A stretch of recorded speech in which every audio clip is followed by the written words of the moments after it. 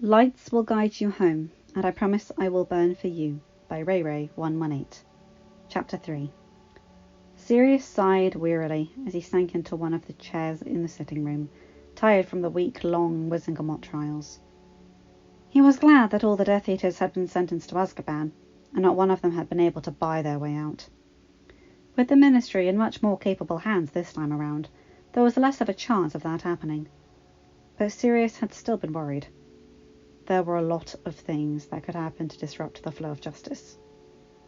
But thankfully nothing had happened, and the Death Eaters had been transferred to the prison, which was now under the control of Wizenguards, since the Dementors had joined Voldemort earlier that year.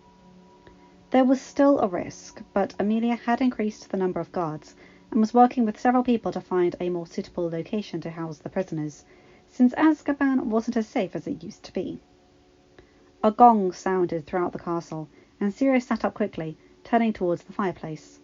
That noise indicated that someone who was not keyed into the wards was calling. Sure enough, Snape's head was floating in the fireplace as he looked over. Sirius stood up and walked over. "Severus," he greeted courteously. "Has something happened?" Snape hid his uncertainty behind his stoic mask. "Black, may I enter?" He attempted not to show any contempt on his face. Even though they had called a truce, of sorts, he still found himself remembering those hellish school years when Black had pranked him mercilessly. Sirius nodded. "Go ahead," he replied, stepping back as the potions master's head disappeared for a moment before the man himself appeared, brushing ashes off of his robes. Once he had cleaned himself up a bit, he looked back at Sirius. "Is Minerva around?" he asked. Sirius shook his head slightly. "She took Harry and his friends to get their school supplies today. They should be back soon, though." Snape nodded his understanding. Sirius frowned. "What's going on, Snape? Is something wrong?" Snape bit his lip, his expression glazing over slightly. "I'm not sure," he replied in question. "It's certainly something surprising, but it may be nothing." The flue fled to life, and the two men turned to watch as Harry and Minerva stepped through. Minerva appeared momentarily startled to see her fellow professor standing there, but immediately she composed herself. "Severus, to what do we owe the pleasure?" Snape shrugged with one shoulder. "I wish to speak with you two about something, if you have the time." Minerva nodded and turned to Harry. "Why don't you go put your school supplies away, Harry? And then you can check up with Tibby about supper?" Harry nodded, smiling in greeting at the potions master as he left the room. Once the adults were alone, Sirius gestured for them to all sit down as he pulled out his wand, enacting some of the privacy wards that were sewn into several rooms in the castle.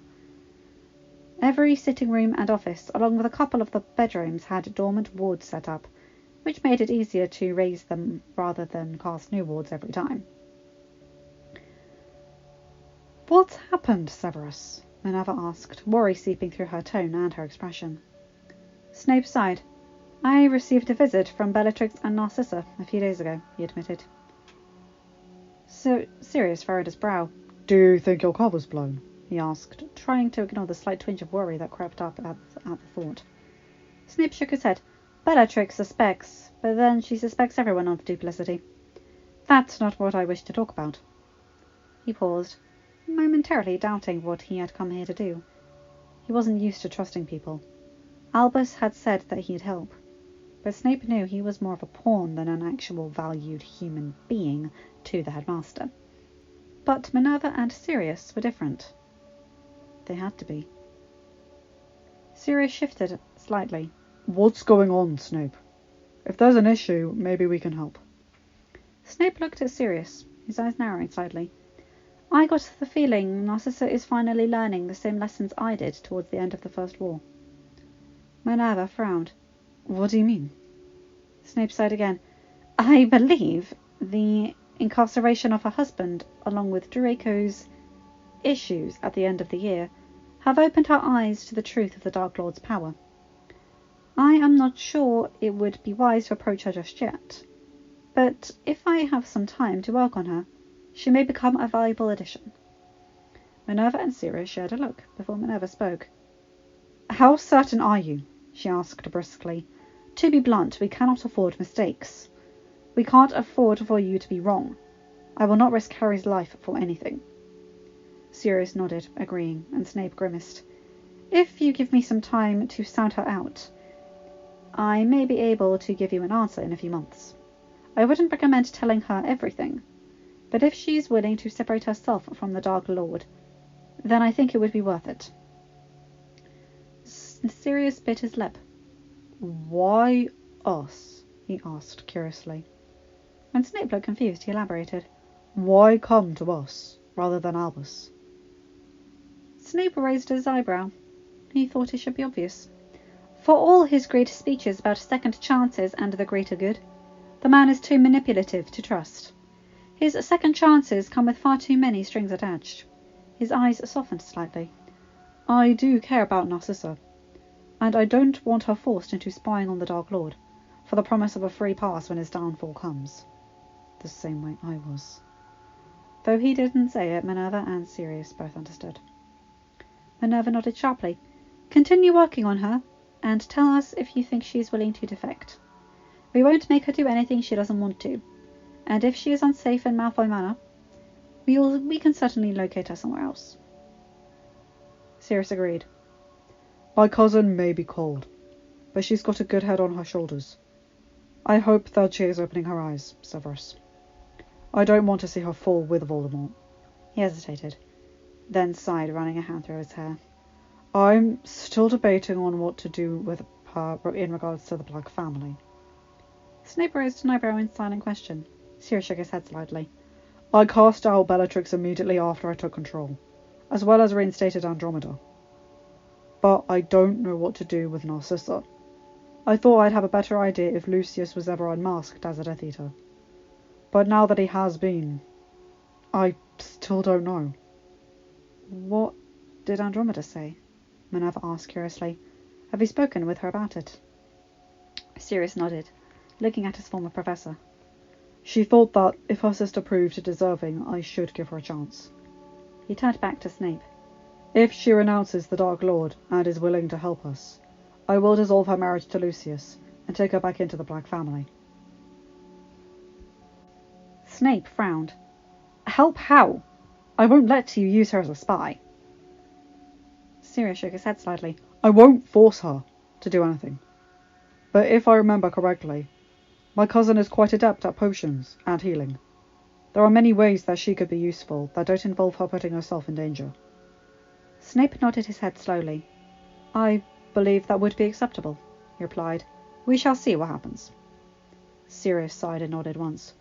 So it's basically wait and see for now. Sounds good. Snape inclined his head, standing up. I will see you both tomorrow at the meeting, then.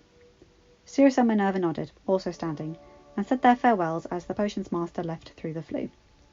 Once they were alone, Sirius almost collapsed back into the comfortable chair. Minerva watched him sympathetically as he let out a long sigh. How did it go today? She asked compassionately. Taking down the wards on the room, Sirius groaned. I'm glad it's over with. And they're all locked up now, he replied with his eyes closed. Minerva sat back as well. Were you worried? She asked, curiously. If Fudge was still in office, I could understand. But Amelia won't let those people go free. Sirius shrugged and opened his eyes. I don't think there was a chance of them getting off. But most of them did it once before. So I guess anything's possible.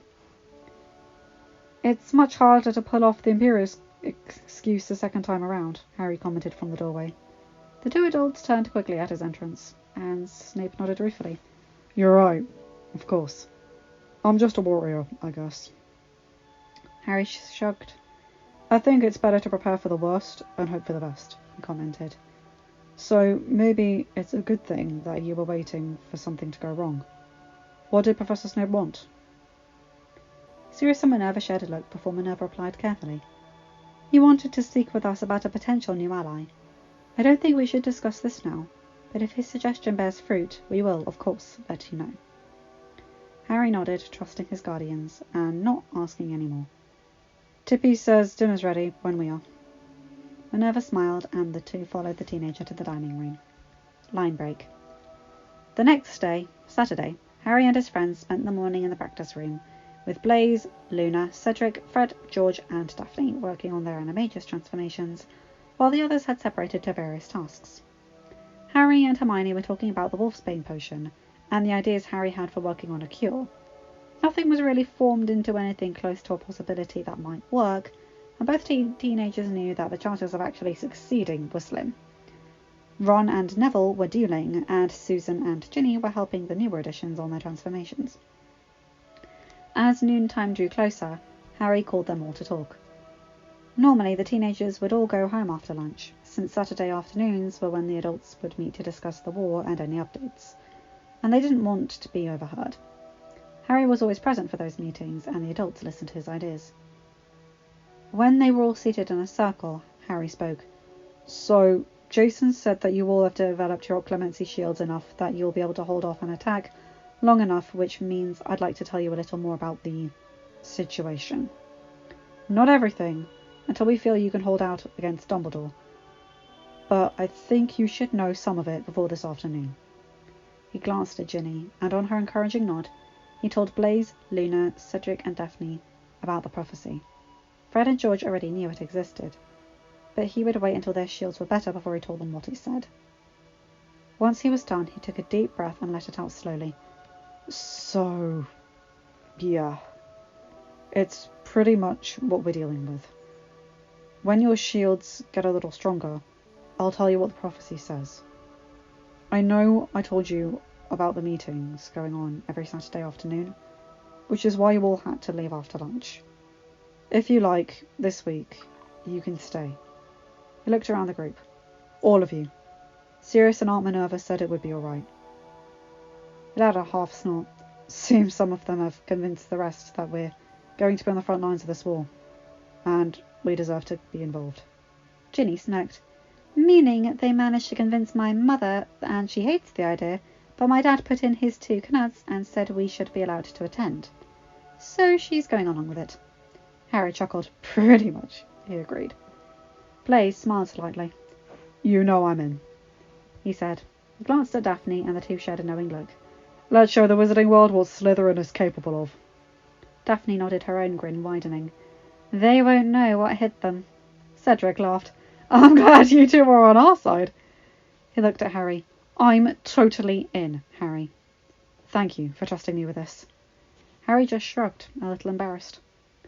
"I do trust you all. I just needed to make sure no one could take the information from you without your consent." Luna shifted in her seat. "It was a logical plan," she put in dreamily. "You should not apologise." Harry shrugged. "Sorry." Ginny more glared at him. "What did she just say about apologising?" Harry grimaced. "Sorry."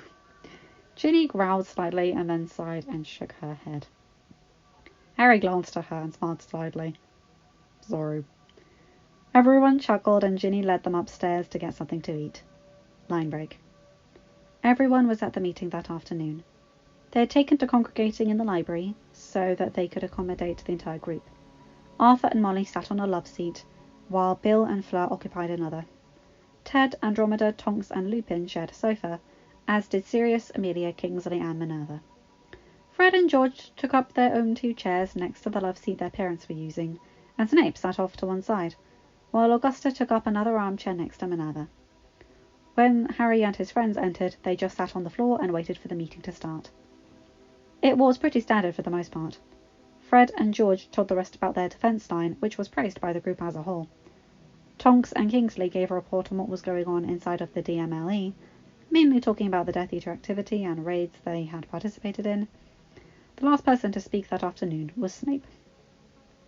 He stood up and faced the group, his face a mask of neutrality, as he reported on Voldemort's actions. "The Dark Lord is becoming more active," he informed them. "He's staying behind the lines, but I'm sure you noticed the increase in Death Eater attacks." They all nodded. Over the last month, they had responded to Death Eater raids in several Muggle towns, unfortunately not always arriving in time to save all of the victims. In addition, almost 30 Muggles had been killed. 4 Wizarding families had also been attacked, with 5 deaths reported. It was sobering, but the truth was the auras were spread too thin, and Dumbledore's order were just too reactive to help much. They were fighting defense against Voldemort. That type of strategy just wouldn't work. There has to be some kind of way to counter these attacks, Neville commented, looking around. Snape glared at him. Despite my position, the Dark Lord does not share all of his plans with me, and I am not privy to every conversation he has. Furthermore, to divulge any plan of attack I know of would put my position in jeopardy. Harry leaned forward, trying to pacify him. Neville wasn't suggesting you put yourself in danger, Professor. But he is right that there has to be some way to at least try and learn of attacks enough in time to help. He furrowed his brow and looked over at the twins. Fred, George, you invented extendable ears. Is there any way you can create a listening device small enough that Professor Snape could plant it wherever Voldemort uses as a base? The twins immediately nodded, intrigued. We'll see what we can do, George replied, already writing down a few notes on a piece of parchment he had in his hands. Next to him, Fred leaned over and pointed at something on the parchment. George frowned and added another few words. Fred immediately grinned and nodded eagerly. Harry smiled and looked back at the adults. They were all looking at him with varying degrees of surprise, fascination, or confusion. He shrugged. Listening spells can be discovered, and the spell signature can be traced to a specific person. But if the twins can come up with something small that can be stuck somewhere out of the way, it shouldn't show up on a scan of the room, as long as it's done right. Right? Hermione nodded eagerly. Just like the Muggle technology, she put in excitedly. They have listening devices that they can use to get information. Harry chuckled a little and nodded. That's where I got the idea from, he admitted. We can't use the same technology as them, but we can adapt their ideas to fit our needs. An excellent idea, Minerva complimented. I'm sure Mr. Weasley will rise to the challenge. The twins gave mock salutes to their former professor and went back to their planning. There's one thing I don't understand, Ted commented, looking around. Of this group, only he, his wife, Augusta, Amelia, and the teenagers were not a part of the Order of the Phoenix. When everyone looked at him, he shrugged. Why isn't Dumbledore being more... He struggled to find a word, but Sirius beat him to it. Argutive? Sirius supplied. Ted nodded. That works. Surely Dumbledore has the ability to counteract some of this. I mean, he's the only one you know who fears, right? Well, I think Voldemort's pretty wary of some others, but you're right. Albus should be doing more. Sirius shook his head, showing a knowing look with Minerva, before he turned back to the group and sighed. We've speculated a bit, but I think it comes down to is that damn prophecy. They'd all been informed on the existence of the prophecy, even if only Harry, Ginny, Minerva and Sirius knew what it said. Harry looked sympathetically at Harry. Albus believes in it, so I think he's taking a back seat to the war because he thinks that Harry will be the one to defeat Voldemort. And... He shook his head, annoyed. Albus has this idea of leniency and second chances. He thinks that all Death Eaters can be redeemed. And that's not the case. Can you see Bellatrix or Adolphus ever coming to the light side? Augusta and Neville growled at the mention of the Lestranges. Or Avery, or McNair. These Death Eaters have murdered countless times, but Dumbledore would still try to integrate them back into society. He just doesn't understand that sometimes the best thing to do is put the rabid dog down. A crude way of putting it, but accurate, Augusta replied, nodding regally.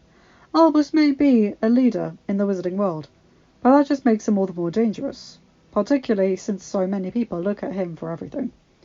Minerva sighed. Albus used to be someone I trusted completely. I never thought him capable of such duplicity. But everything I've seen and observed over the last couple of years just convinces me that I can't trust him anymore. Harry shifted, drawing their attention when he began to speak. They're right. Dumbledore trusts the prophecy. He believes that it's going to come down to me and Voldemort. The real clincher, though, is that he wasn't planning on giving me any training. He was just content to sit back and watch. And I know he's let some questionable things slide in the name of the greater good. He clenched his teeth. But who gets to decide what the greater good is? Why Dumbledore? What gives him the right to interfere with my life? He's not my guardian. So why did he have the authority to place me with my aunt and uncle? And why does he care so much about what I do outside of school? Legally, as far as I'm concerned, he's just my headmaster. So why is he so interested? Several of them nodded, and everyone certainly agreed. Albus's motives were muddled at best. What was the old man planning? One thing was for sure. Whatever his plan had been, Harry had been removed from Privet Drive, had not been a part of it. They all felt a sense of satisfaction in knowing that his plans had been shot to hell. The meeting broke up shortly after that, and most of the adults left. Molly and Arthur returning home so that Molly could get started on supper, followed quickly by Kingsley and the Tonkses, with Remus, Amelia and Susan, Augusta and Neville, Blaise, Daphne and Cedric, all returning to their own homes. Fred and George left as well, heading back to their flat to continue developing their listening device, as well as a few more other ideas for their defence line. Hermione had to go home as well, so it was just Harry, Ron and Ginny left with Minerva and Sirius. Harry glanced over at Ginny, and she looked back, knowing what he was thinking even without shared thoughts. She nodded, sighing slightly. We have to tell them, Harry. We've put it off far too long as it is. We might not even get an opening like this again. And you know they'll react better than my mum will. Harry agreed and turned to Ron. Ron, Ginny and I need to talk to you, Aunt Minerva and Sirius, about something. Do you mind going home? Ron frowned, looking between his best mate and his sister. Something was going on, and he wanted to know what it was. But he trusted them. And if they said they needed to talk with the adults alone, he would let them be. If they wanted to tell him, they would. He sighed. I'll see you later, he said, before leaving the library and making his way back towards the flue. Minerva and Sirius shared a confused look, before they sat back down on one of the love seats. Harry and Ginny followed their lead, and took the other love seat. The two teenagers grasped hands tightly, looking very nervous. Minerva frowned slightly. Harry? Ginny? What's going on? Sirius groaned. Oh, Merlin, please don't tell me Ginny's pregnant. Both teenagers turned bright red. No! They exclaimed in unison, utterly embarrassed. Minerva let out a sigh of relief. Thank Merlin. Then what's the matter? Harry bit his lips and swallowed harshly. What do you know about soul bonds? He asked tentatively. Minerva frowned, but it was Sirius who replied. There are many different types of soul bonds, some of the weaker ones being used in weddings. They give spouses a deeper insight to their partner, and sometimes even an emotional connection. There are also life bonds, formed when someone saves another person, risking their own life in the process. He trailed off and looked wide-eyed at Harry. The chamber, he whispered. Harry grimaced and shook his head. Close, Padfoot, but not exactly. We thought that might have something to do with it, but there's one major difference between life bonds and true soul bonds. With a true soul bond, the couple is able to speak mentally. And life bonds don't necessarily mean the pair will be a couple. They'll just always be in each other's lives. The two adults looked at him, raising their eyebrows. Harry shrugged. We looked up all the information we could and tried to figure out what was going on. Sirius leaned forward. So, the two of you are soul bonded? He was amazed, and his voice reflected it. Harry and Ginny nodded. In my fourth year, Ginny said. He explained, shifting slightly as his grip on Ginny's hand tightened. It was the night I was chosen as a champion. Early the next morning, technically I guess, he said, and Ginny shared a secretive look, remembering how it felt to have the bond snap into place. We kissed for the first time, and I could just feel her. Like she was always a part of me, but I just had yet to realise it. Ginny smiled and nodded. That's an accurate description. It took another couple of months before we could communicate silently. And that's when we knew it was a true soul bond, not a life bond. Why wait this long to tell us? Minerva asked, a little shakily. There hadn't been a reported soul bond in at least 600 years. Harry shrugged, and Ginny tensed slightly. We weren't quite sure what it was at first. And then he looked at Ginny. It's sort of private. We didn't really feel comfortable sharing. So, what changed? Sirius asked curiously. Harry looked at his godfather. I can feel the soul bond getting stronger. Sharptooth told us last year that it hadn't been completed yet. He and Ginny both blushed, recalling the circumstances that would lead to their bond being completed. They had made a promise that it wouldn't be for another year, and they would stick to that deal. You talked to Sharptooth about this? Harry nodded ruefully. Apparently, goblins can sense the bond, as can other magical creatures. He told me that in the eyes of the goblins, I was emancipated the moment the bond snapped into place. I'm entitled to my full inheritance, and he gulped and looked at Ginny. Technically, we're married. Ginny reached under the collar to pull out the necklace that she never took off. With a whispered word, she dispelled the disillusionment charm Harry had put on the chain. Sirius and Minerva could only look on in astonishment as Ginny showed them the engagement ring Harry had given her the year before. Harry gave me this on my birthday last summer. We decided it wouldn't be practical for me to wear it on my finger, so I wear it on this chain. It's spelled so only Harry and I can see it. She looked over at her husband, and her expression turned fiery as she continued. When the time is right, I'll wear it openly. But for now, this is enough. The two continued to stare at each other for a few more moments, before Minerva cleared her throat, interrupting the moment. Harry coughed, embarrassed, as he turned his attention back to the adults. We know we should have told you before, but like we said, it's personal.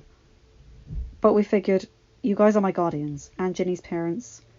Well, I'm trusting her to not let Mrs. Weasley kill me when we do talk to them, but you all deserve to know. Minerva narrowed her eyes slightly.